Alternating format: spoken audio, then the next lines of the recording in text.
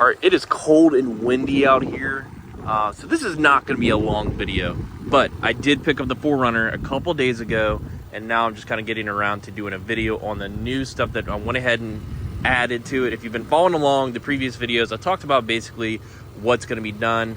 So we're going to start at the front of the vehicle, under the hood. It doesn't really make a difference whatsoever. It's not like, it's more of an aesthetics look, obviously, but the battery terminals. So SDHQ, it's on, I think I bought it from either TEQ or SRQ Fabrications.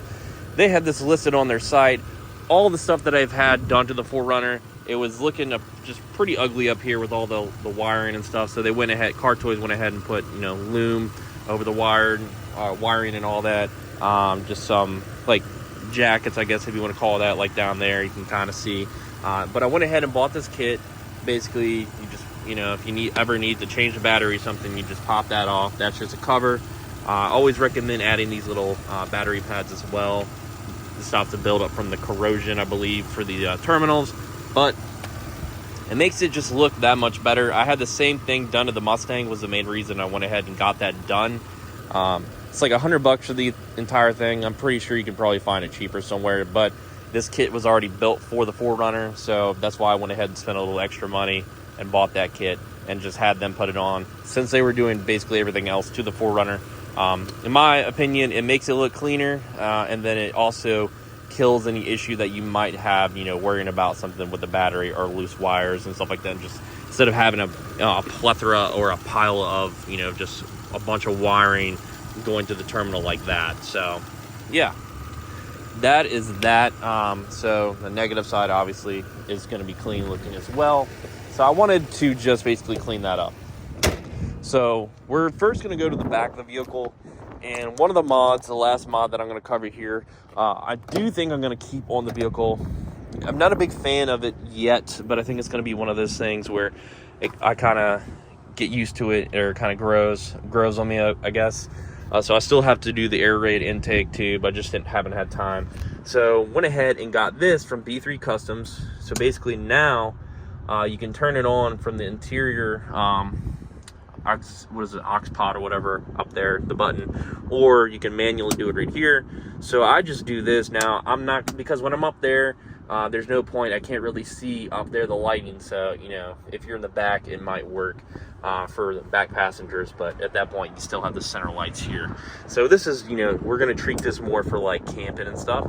And you got, you know, still you can plug in, you know, 12 volt here. You can also just plug in stuff, you know, like air mattress or something. But like I had talked about, that button right here also gives you the voltage. Also when the vehicle's off, gives you the voltage of how much the I guess like the battery, the alternator is doing. So we all know about this color, but that colorway, so it's red. Especially if you're like camping or overlanding, it does it for the back too.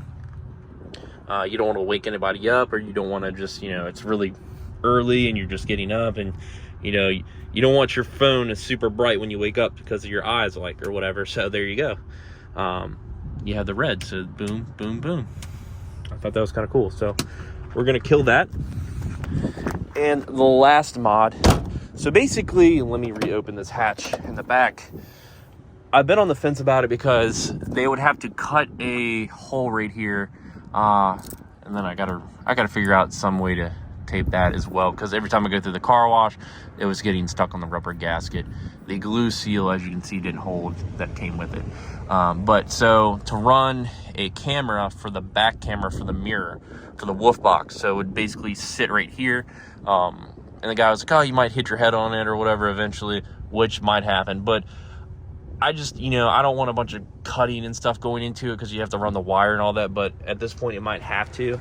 It's not a big deal. But at the same time, I kind of, you know, I don't want to start cutting up everything in the car.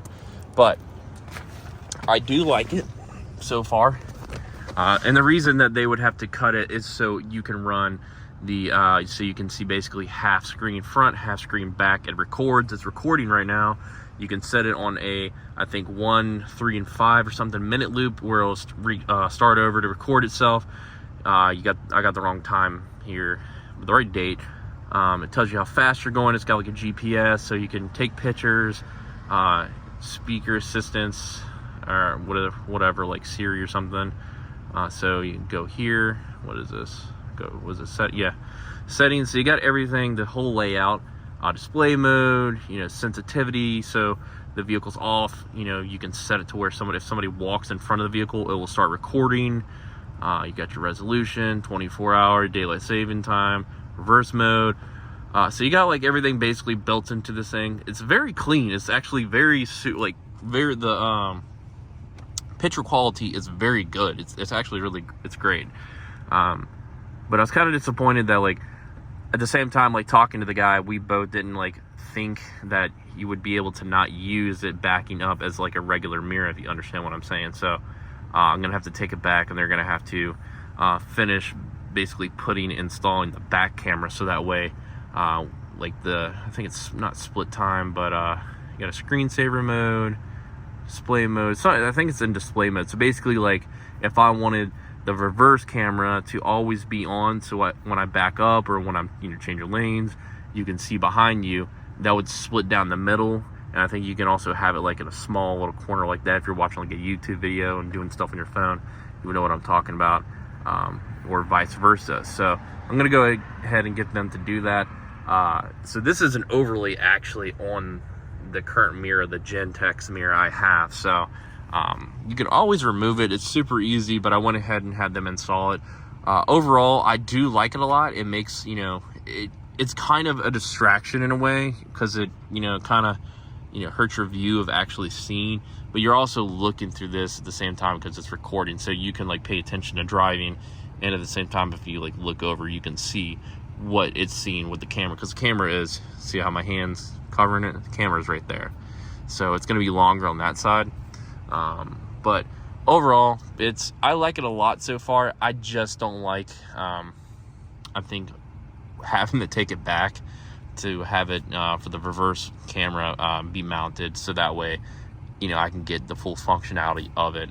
If I don't do that, it's, might as well just take it off, because what's the point of having it, But overall, the quality and everything to the mirror itself, or the recording camera mirror, is really, really good. The reviews online are what they say they are. I really couldn't find a negative review. The thing is a little big, a little clunky, kind of in the way, but I think Car Toys did a pretty good job of kind of making it look clean. You got your GPS. It's got like a built-in GPS, I think, too. So there's your GPS antenna.